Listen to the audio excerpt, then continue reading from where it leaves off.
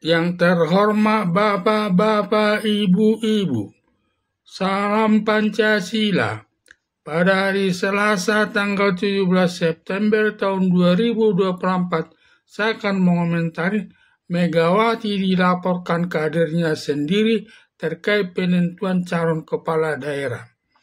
Setelah selesai pemilihan calon presiden dan calon wakil presiden yang diikuti 3 calon presiden nomor urut 01 Anies Baswedan, nomor urut 02 calon presiden Prabowo Subianto bersama calon wakil presiden Gibran Rakabuming dan nomor urut 03 calon presiden Ganjar Pranowo bersama Mahfud MD yang dimenangkan calon presiden Prabowo Subianto bersama calon wakil presiden Gibran Rakabuming. Selanjutnya pemilihan calon kepala daerah tingkat 1 dan tingkat 2 sebagai calon gubernur, calon bupati, calon wali kota.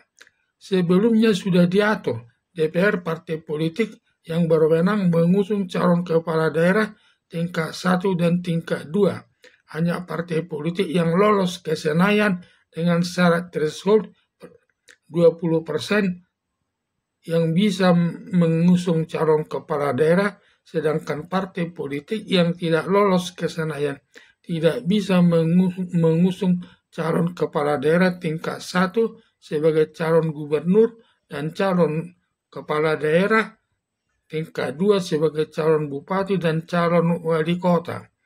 Akibatnya Partai Demokrasi Indonesia Perjuangan tidak bisa mengusung calon kepala daerah tingkat 1 dan tingkat 2 karena suaranya hanya 15%, kurang 5% lagi baru bisa mengusung kepala daerah.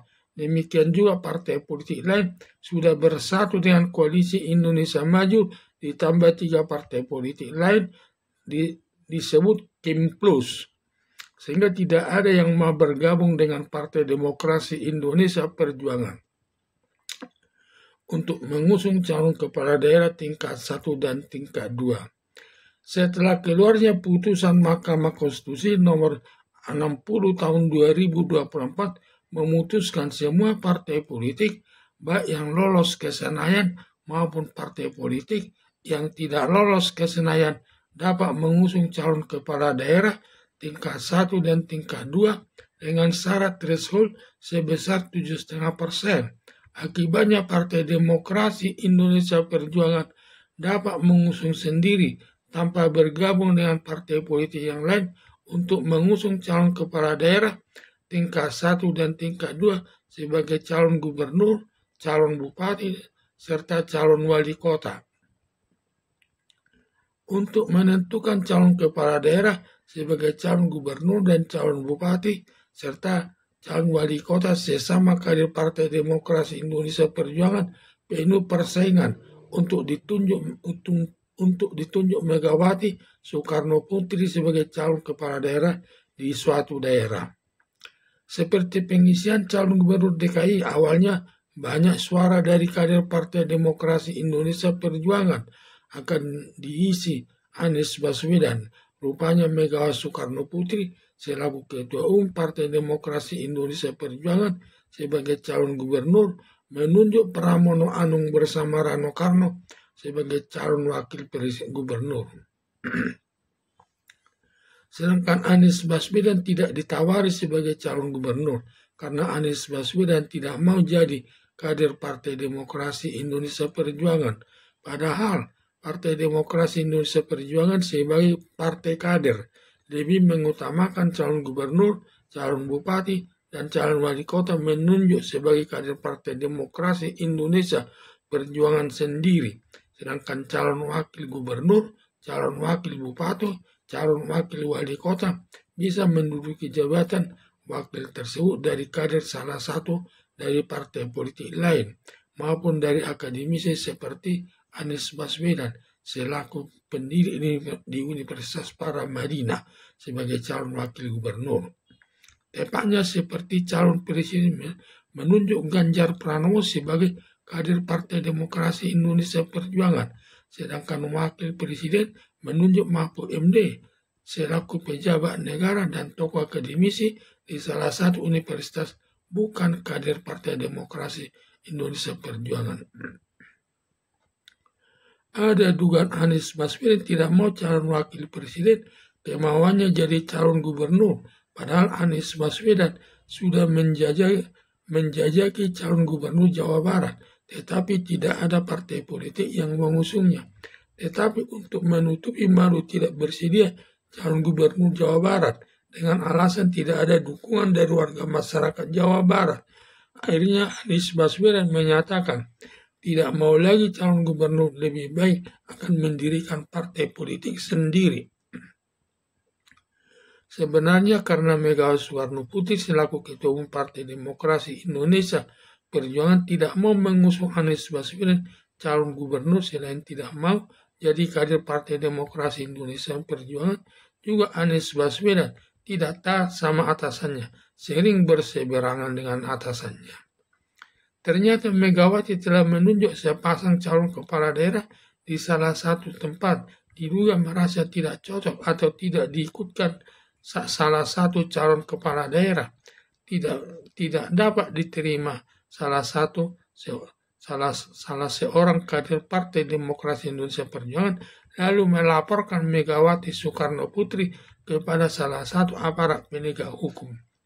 Tetapi baru kali ini terjadi kader Partai Demokrasi Indonesia Perjuangan melaporkan atasannya Megawati Soekarno Putri kepada aparat penegak hukum, dan biasanya bila tidak sejalan dengan atasannya tarik diri sebagai kader Partai Demokrasi Indonesia Perjuangan. Berita menjadi viral di tengah-tengah masyarakat, walaupun sifatnya tidak wajar, tetapi tidak bisa disalahkan, merupakan haknya menyelesaikan masalahnya yang merasa dirugikan. Megawati Soekarno Putri melaporkan aparat penegak hukum sebagai negara demokrasi. Di dua kepemimpinan Megawati Soekarno Putri terlalu diktator dalam menentukan kepala daerah, tidak ada kompromi dengan siapapun. Dalam menentukan kepala daerah itu merupakan hak mutlak Megawati Soekarno Putri. Tetapi Megawati Soekarno Putri dilaporkan kadernya kepada aparat penegak hukum tidak menjadi masalah, sepanjang Megawati Soekarno Putri merasa tidak ada melakukan kesalahan. Hal itu sebagai salah satu risiko yang harus dihadapi selaku Ketua Umum Partai Demokrasi Indonesia Perjuangan, karena Megawati selaku Ketua Umum Partai Demokrasi Indonesia Perjuangan yang paling tahu siapa yang berhak ditunjuk sebagai kepala daerah, dilihat dari sudut kepemimpinannya maupun pendidikannya, terkait intelektualnya menghadapi masalah, dan kedekatannya kepada masyarakat, serta dirasa yang bisa meningkatkan kesejahteraan masyarakat, dan juga melihat siapa yang tidak cocok sebagai kepala daerah yang sering berbuat kesalahan kepada masyarakat, baik dalam lingkungan partai sendiri maupun itu